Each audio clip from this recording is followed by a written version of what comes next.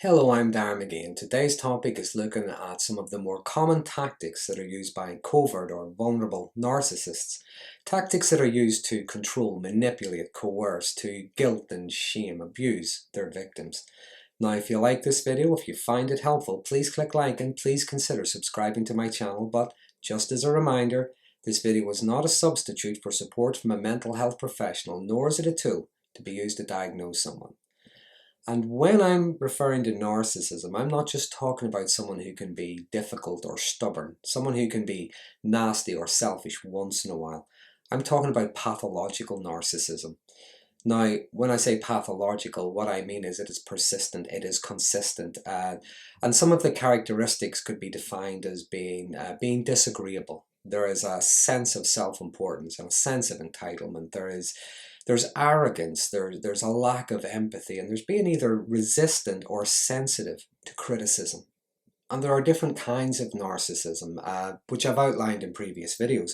The most common being the overt or the grandiose narcissist, and the other, on the other extreme, the topic for today's video, the covert or the vulnerable narcissist.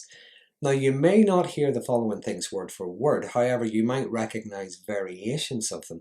Other times these things may be unspoken, but they would still be strongly implied through different behaviors. And although there may be differences on how they're used or phrased, these tactics would commonly apply to any long-term relationship with a covert narcissist. Now, that could be a long-term partner, a husband or a wife. It could be a family member, a friend, or a work colleague. And before I begin, remember, when it comes to dealing with a narcissist, particularly when we're having some kind of contentious interaction, more often than not, we're dealing with three different variations of the same person. First of all, they are justified. Secondly, they are innocent. Or thirdly, they are victimized. But one way or another, when you're dealing with a narcissist, regardless of where on that spectrum they are never responsible. They're never responsible for their own behavior, and they are certainly not responsible for the impact their behavior has on other people. The expression I often use is, they wet the bed and they blame the blanket. So let's look at some of those coercive tactics, and in no particular order.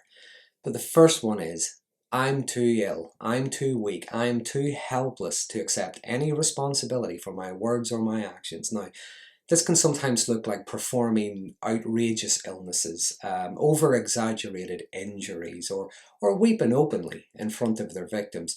Now, sometimes there may be a genuine health condition, there may be a genuine physical condition, but it tends to get milked to the nth degree. Especially when they're called out on something. Either that or they just milk it in order to control others.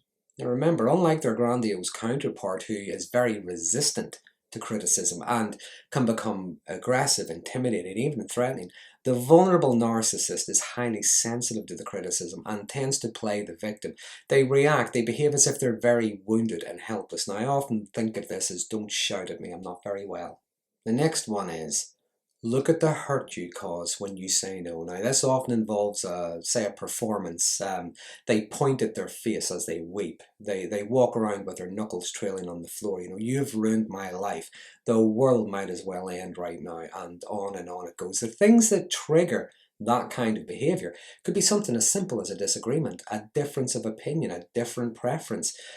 When there's gaslighting involved, it could be the victim is sticking to their own experience, their own version of reality. And what the narcissist is trying to do is to undermine that by showing how hurt and wounded they are, that someone else would see it differently. Which leads me on to the next one. Give me what I want or I'll suffer, and it'll be all your fault. Now again, this could involve exaggerated illnesses or sometimes threats to harm themselves, but one way or another, it's about dumping the responsibility for their well-being, for their mindset, for their happiness, whatever, onto others. The pain that I am in right now proves, it justifies how righteous and noble I am. And when it comes to the victim, if the victim has any kind of self-respect, dignity, pays any attention to their own needs, or indeed anybody else's, if they show any kind of autonomy at all, but the narcissist, it's look at the pain you're causing me by doing that. It triggers all manners of distress with them. And the common excuse that's often accompanied by this are things like, it's not my fault, it's my anxiety. It's like the victim is responsible for easing their anxiety. Another common tactic is that really what you think of me? You're so hurtful. Now, this is a way of guilting someone for pointing out that toxic behavior. It's also a form of gaslighting, having someone doubt their own experience over how they've been treated, leading them to believe that they're at fault for feeling hurt.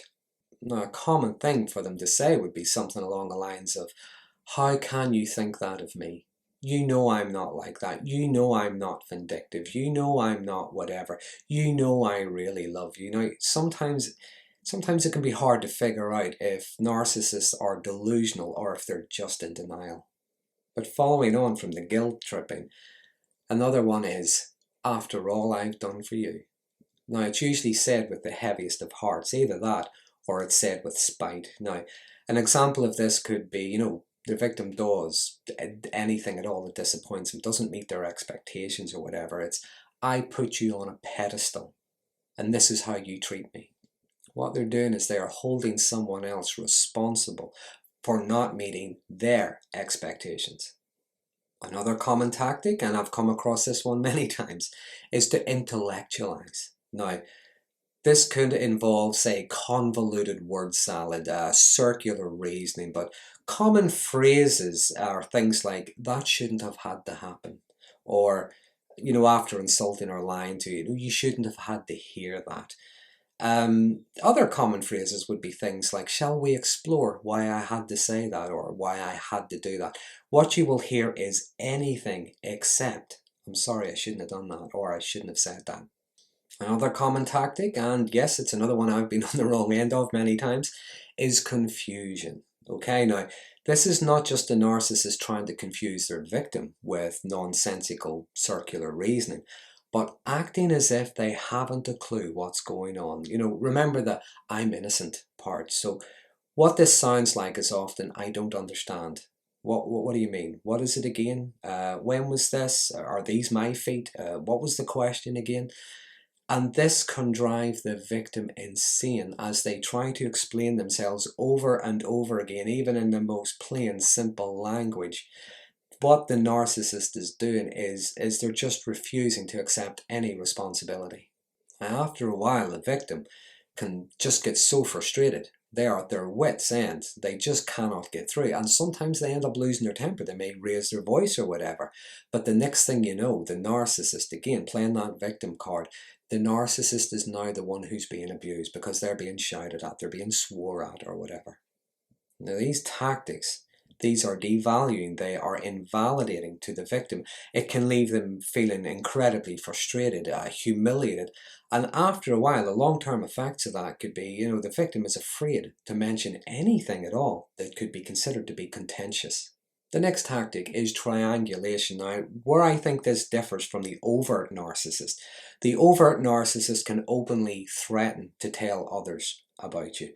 The covert narcissist will often do this in a way to imply they've already had a conversation. Now, it's like, you just came up innocently in a conversation and they mentioned your behavior and the other person was absolutely aghast at it. My mum was really hurt that Dave was really offended at you. My dad was shocked at you. On and on it goes. And other times, it may be something like, others are saying this about you. Others are saying this, they're telling me about you. They have noticed these things about you as well. Again, it's triangulating the victim. It's having the victim feel as if they're being hit from all sides. Maybe they start to believe that other people are believing the narcissist. Other people are all saying the same thing, so maybe the fault does lie with me. Another example of that could be, for example, being at a social gathering, a family get-together or whatever, and afterwards the narcissist says to their victim something like, they were all wondering what they had done to hurt and offend you. They said you were really rude to them. They said you were abrupt. And now the victim's left thinking, I said hello, how are you? I haven't seen you in a while. And they're trying to second guess themselves. What is it they did? How did they behave? How exactly did they hurt, offend, wound these other people? Then there's the silent treatment. It's all picture, no sound. Pretty much ignoring the victim. Maybe one-word answers, if that, or being very abrupt. Now, this is usually when the target, the victim, doesn't comply, doesn't obey, doesn't does something in their own best interest, something that the narcissist just doesn't like.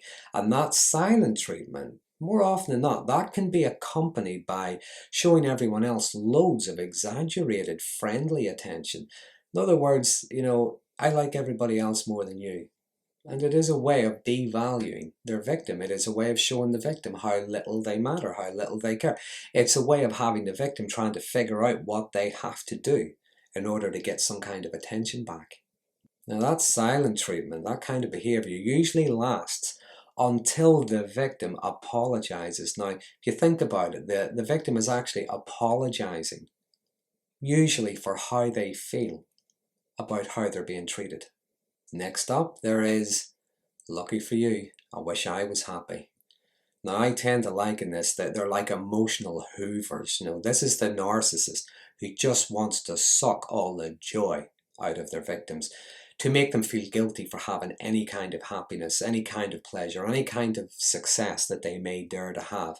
And as much as the victim may try to cheer them up, lift their mood, solve their problems, this is the kind of narcissist for whom every solution will have a problem. Every goal will have an obstacle. Every silver lining will have a cloud. The plan here, I think, is to keep the victim working as hard as they can just to make them feel better. And it is draining.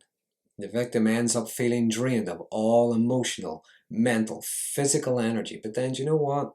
Chances are that's the narcissist's goal. After all, they love the attention they're getting. Lastly, it's almost like the nuclear option, if you will.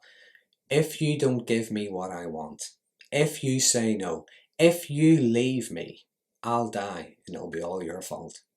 Now again, this could involve an illness or a physical condition of some kind, making the other person responsible for their well-being, to look after them or whatever, but to the extent that the victim is denied any kind of life of their own whatsoever. Even to the point where sometimes the narcissist may openly threaten to harm themselves.